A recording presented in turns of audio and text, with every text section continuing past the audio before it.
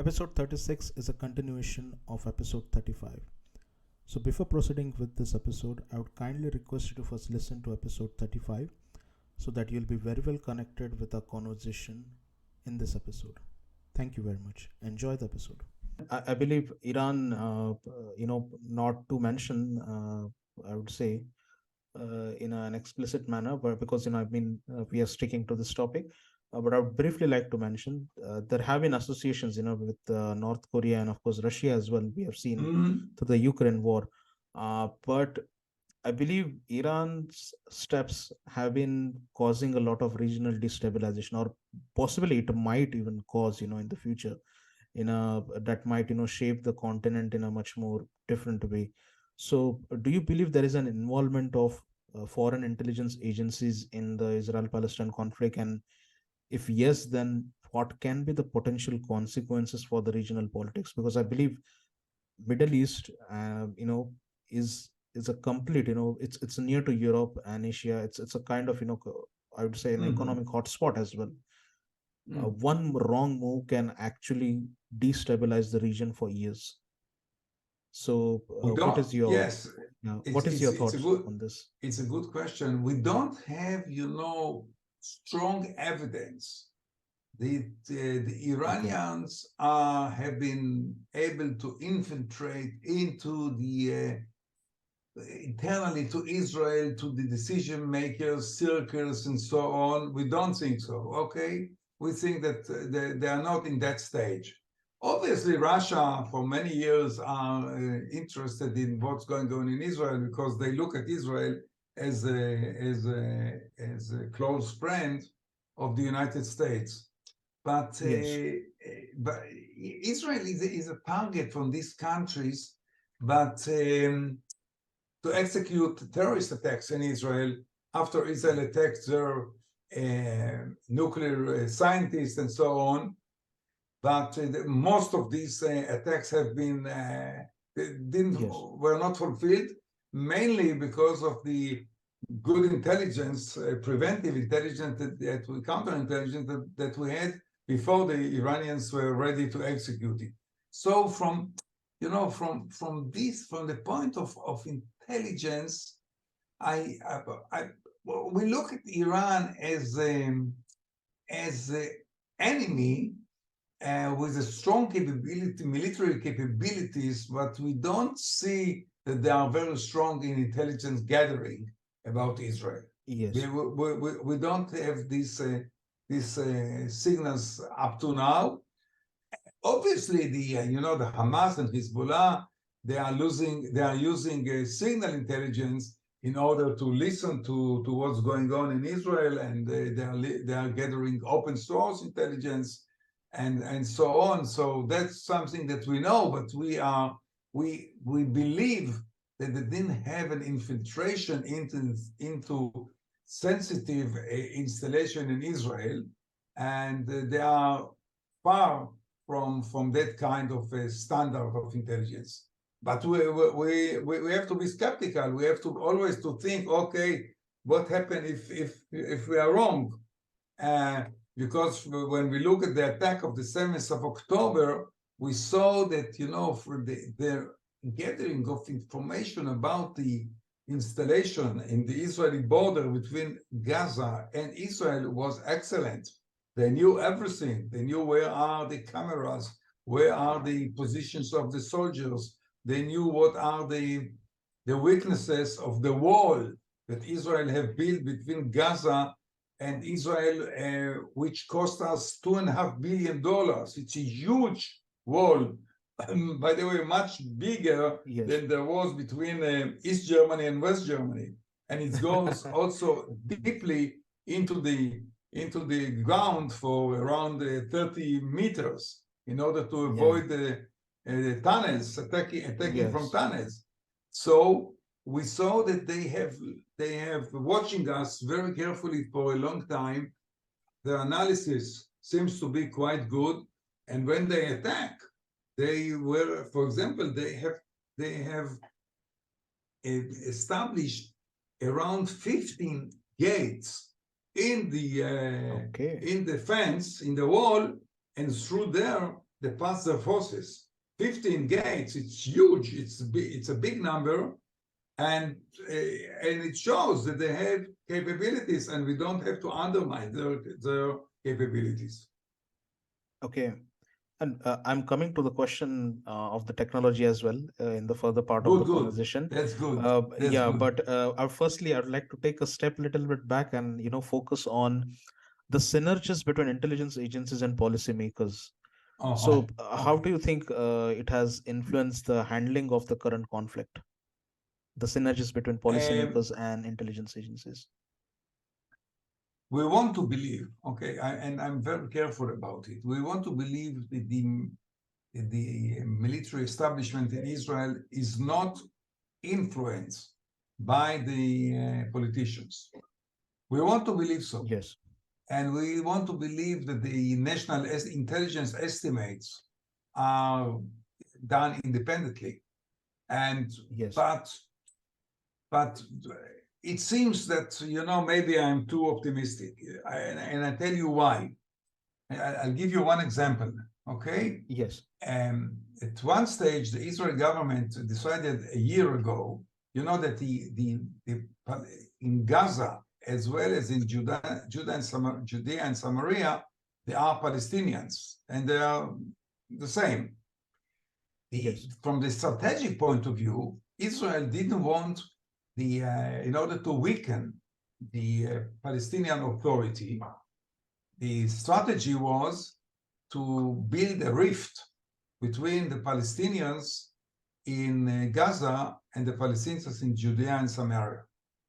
And the strategy was to, it's hard to say, but it seems to be quite true, that it's good for Israel that the Hamas is strong and the Palestinian Authority in Judea and Samaria are weak. And every month we allow Qatar to bring into Gaza Strip around $35 million. It was allowed by the Israeli government.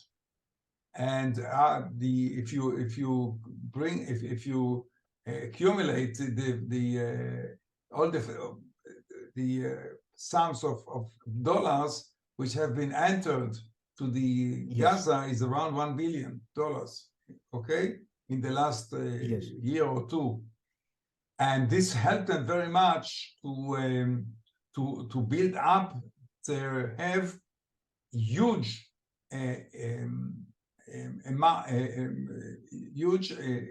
tunnels under Gaza.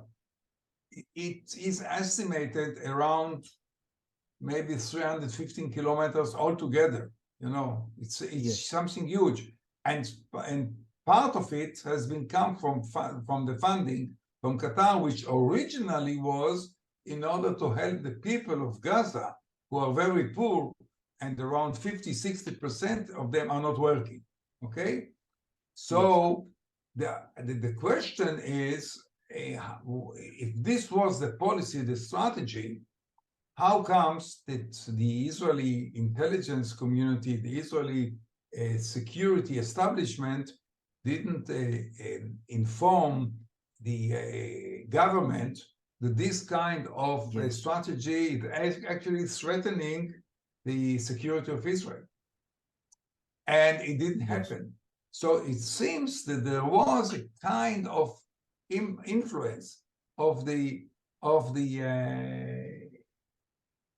government, of the policy of the government, which from the point of view of national security seems to be very wrong. But I think, frankly, we can say that no one stood and said, okay, this is something. So no one from the government, from the security establishment didn't stand up and say, hey, guys, it's wrong. It's going to threaten the security of Israel. So I want to believe that the security establishment of Israel is independent and it's doing its work professionally. But in the last year, I have some doubts about it, which I have to share with you. Yes. And I Yes. believe this is a very extensive explanation that you provided. This is really good because I believe the role of policymakers and the independent perspective of each of the agencies is very important, Mm-hmm. regardless of the influence of the politicians. Because I believe this at the end plays out well in shaping the national security You're right. and as well as the international footprint of the nation. Any nation I'm talking, Mm-hmm. it's not only Israel, it can be any, it can be United States, it can be India, it can be any nation. So I believe this Right. independent driving wheel is very much necessary for every Mm-hmm. agency. And Mm-hmm. coming back to the point of technology, I would say, Mm-hmm. so how has technology such as like surveillance, data analysis impacted the intelligence landscape in this conflict? This is a great question because the Israel is a leading in technology for military purpose, but also for intelligence gathering. Okay, and Yes. now we see. I wrote today an article about it in the Israeli leading business journal daily. It's a daily about what happened to us with I would say, the tension between technology and low tech. Okay, and I will explain what I mean. Israel is very good in technology and the gathering capabilities from cameras, from balloons, from satellites, from signal intelligence. We are very, very good. Okay, and for years Yes. we spend huge amounts of money. The budgets are really so big in order to develop technology. Yes. At the same time, unfortunately, much less money and resources has been allocated to, let's we call, low tech, okay, to the conservative tools that you use. And I will give you an example. I mean, is the capabilities of the Israeli soldiers, which actually has, himself with a kind of a rifle or a gun or something like this, and behind him there is a technology. What happened to us in the wall between Gaza and Israel was that we had there a huge amount of cameras, the high definition cameras, which were used to watch everything that happens up to 1 kilometer, 2 kilometers from the border. Okay? Yes. And actually, after the wall has been built and the cameras has been installed, what happened was, and it's hard to believe, that less and less soldiers were stationed uh, close to the border, close to the wall, and because the Yes. feeling was the assessment was that the technology is doing very well, and through the technology we will get an early warning on a change on the other side, which actually means a kind of potential for attack. Okay, Okay. but the Hamas understood it very well, and before actually, or just as the attack started, what they have done is they attack the cameras on the fence, and suddenly the Israel became blinded to what's going on in around the wall, around this huge fence, and we didn't have, and as there were no soldiers, Yes. in positions around there was no one there to say, okay. So suddenly it was like it was blind. We have been blinded. It was dark, and and we have also balloons on the air, but these balloons have been taken down for maintenance purposes a few days before that, and there was no alternative to the devices. And something else, which is more important, the Hamas learned for years that the Israeli signal intelligence is very, very high standard. So what they have done for the last 2-3 years, they don't speak on the air on important things, okay? And they have built under the surface telephone lines, which they use in order to change or exchange of information, important information. And you know, ordinary things are and on the air through mobile and so on. So what actually happened was that Israel have major capabilities in order to gather information about intentions and about preparations, because it's all done under the surface with, you know, the old lines, telephone lines that we know for so many years. So just think about it, that you have a major signal intelligence apparatus which doesn't see part of what's going on because it's under the surface, under the ground. And secondly, you have these cameras and others equipment on the border, which is giving you information what's going on if somebody is coming closer to the fence. And this has been blinded. So technology and the Hamas knew about it and they took it in consideration.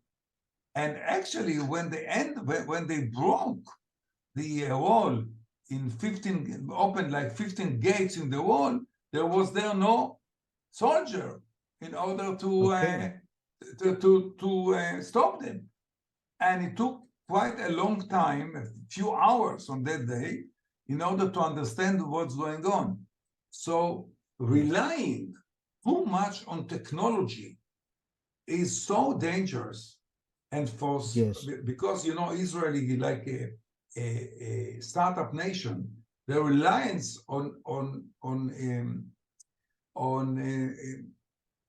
technology is maybe too much. It may be too much. And we paid huge price for that over relying on technology. And now there is a start to, we'll wait until the end of the war, but I'm sure that after that, it's going to be different. You know, we'll have technology, but we'll have a cover-up from, you know, the low-tech, like soldiers and tanks and so on, which will be around. So if something gets wrong, we still have an alternative. We still have a backup. And this is a lesson that, you know, every country have to learn. And, you know, because sometimes you say, okay, the Hamas seems to be, you know, terrorist organization, what they know. No, for the last 2 years, they became like a military force and they gather intelligence and they know exactly what they are doing. And they use our weaknesses in order to attack us. So I wrote about it today in the Israeli Business Daily, quite a long article saying, you know, over-relying on technology is very, very dangerous. Yes, this is a very good point. I always tell a lot of my colleagues and the industry, I would say, friends as well. You know, the human intelligence, especially I would say field work, right? collecting Human information intelligence is important. It is human important. intelligence, you know, we had I wrote about it regarding gathering information on Gaza. There was a division between the military intelligence, which is more on technology, signal intelligence, and the ISA, which is more towards human intelligence, humans.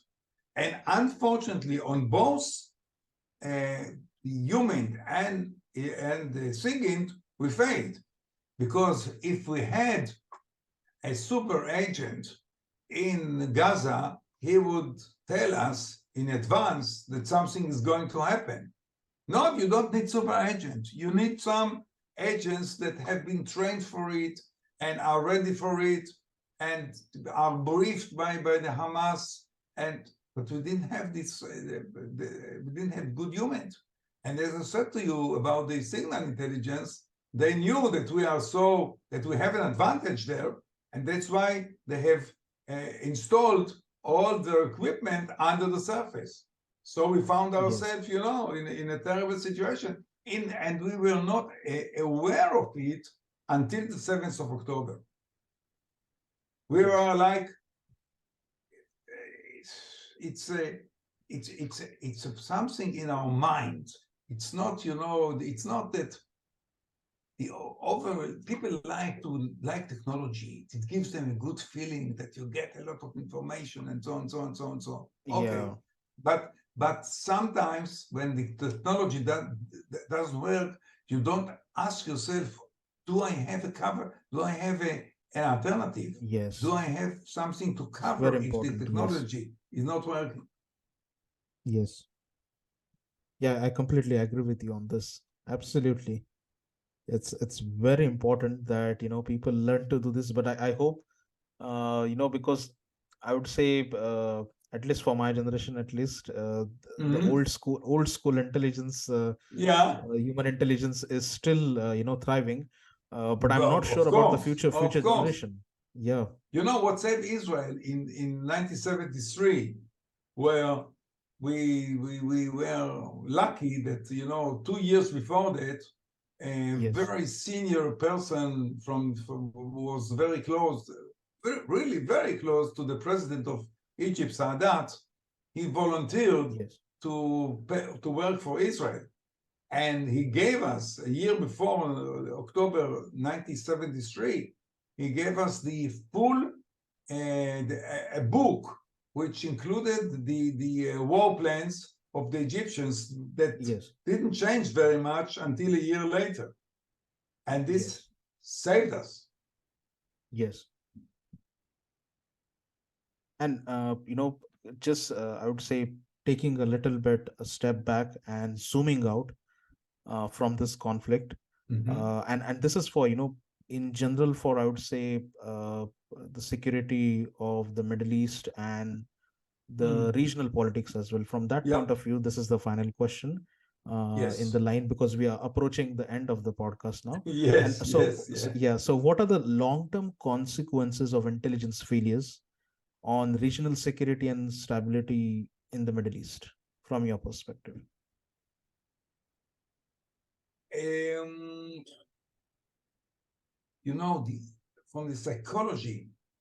From the psychological point of view, in the Middle East, when a country like Israel, which is considered to be very strong, a leading military power, when it failed, it kills our retaliation capabilities. Suddenly, our enemies, it's dangerous that our enemies will think that maybe Israel is not so strong as we saw before, and maybe it's an opportunity for us to attack Israel, or because we are assuming that most of the people in the Middle East don't like Israel. Muslims very much don't like the Jewish people, and they don't like the existence of Israel inside the Middle East. So when you have such a failure, which they don't expect, because even after 73, they still thought that Israel is a strong military power with a very strong intelligence agencies. And when something like this happens, there is a danger. They will start to think, okay, maybe if Israel is not so strong as we thought, maybe we can find soon an opportunity to attack Israel, or to undermine and to see what they can do against Israel. Retaliation is it's so important, because this retaliation is causing your enemies not to attack you, because they understand, they feel that they will get a very a strong response. But if your Yes. retaliation is not working, you are under a danger that you will be attacked more than you thought before. And we in Israel, if you want to have a very strong economy, as we have, with a strong high tech, we need to have a very small regular service in the army. All the others Yes. are in the reserves. And if we will be attacked again and again, we will have to recruit again and again our reserves. And from the economy point of view, it can be also a disaster. Yes. So it's not just the military aspect, it's also the economic situation, the Israeli economic stability. And we have to be aware of it. So we have to I hope that after this war with Hamas, Israel will regain its retaliation power, and our neighbors will think many, many times before they attack us. Because if it's not going to happen, it can really endanger the stability of Israel. Yes.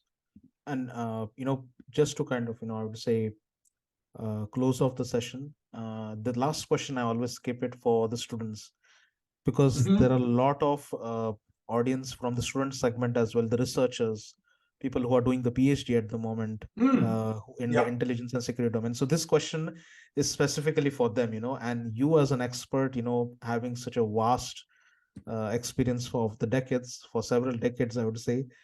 So what message you would like to share with students, researchers, and other stakeholders participating and engaging in peace and conflict research studies? Good. First of all, I think that we spoke about it, and you are aware of my book, which was published also in English. Okay. Yes. And in that book, as well as what I'm going to say to you now, I am giving, when I teach my students and when I teach, business analysts and so on, I always say to them, gathering information is important, it's critical. But what is more important is your analytical capabilities. And because if you don't understand what you gather, you will misjudge what's going around in business as well as national security. And I know that there are a lot of cognitive biases that people have regarding, and it have a lot of influence, a very strong impact on the analytical capabilities. And I spend a lot of time giving my students case studies, which actually what I'm trying to train them is how to read and understand complicated situations and how to understand the meaning and how to deliver it to their senior executives. And I have to tell you, it's not an easy job at all.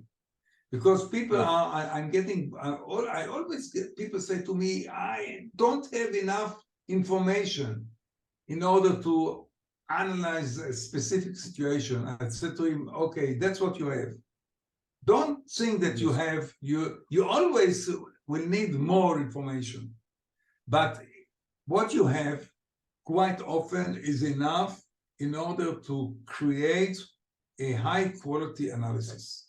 And don't think about the gathering, think about the analysis, and think what is going to be your added value to your executive. Don't tell them what they know already.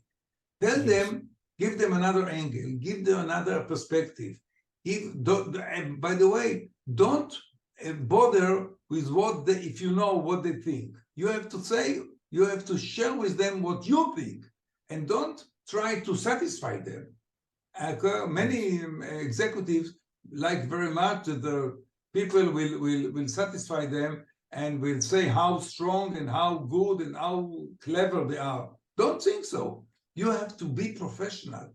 Don't be influenced by your bosses. You have to be independent professional who share what he knows, what he understands, And this is actually will be your major contribution to the organization where you're working. Yes. Yes. I believe you mentioned really this important point, with whatever information you have to first, bring out gold out of it, I would say, in terms of analysis. And Mm-hmm. that is very important. And I Mm-hmm. hope the students take away this key message from you. Mm-hmm. So yeah, once again, thank you very much, Avner. I thank you so much, Yonka, Yeah. for approach to me, and for what Yes. you're doing is very important. I have to tell you, it's a Yes. major contribution to many people. And go Yes. on and with your important activity. It's really, I'm Yes. very Yes. impressed with it. Thank you. Thank you very much. I hope to record few more episodes in the future, as we, Okay. see the developments. Yeah. Yeah. Because I think there have been a lot of questions that, I personally feel have I, popped up, I'm but I'm yeah. open, I'm open. Yes. If you Yes. approach, if you write to me Yes. again, Yes. approach to me again, I will Definitely. be Definitely. happy Yes. to help you. Yes. Yes. Sure. Sure. Yeah. Thank you very much. Yeah. Thank you, Uncle. All the best to you.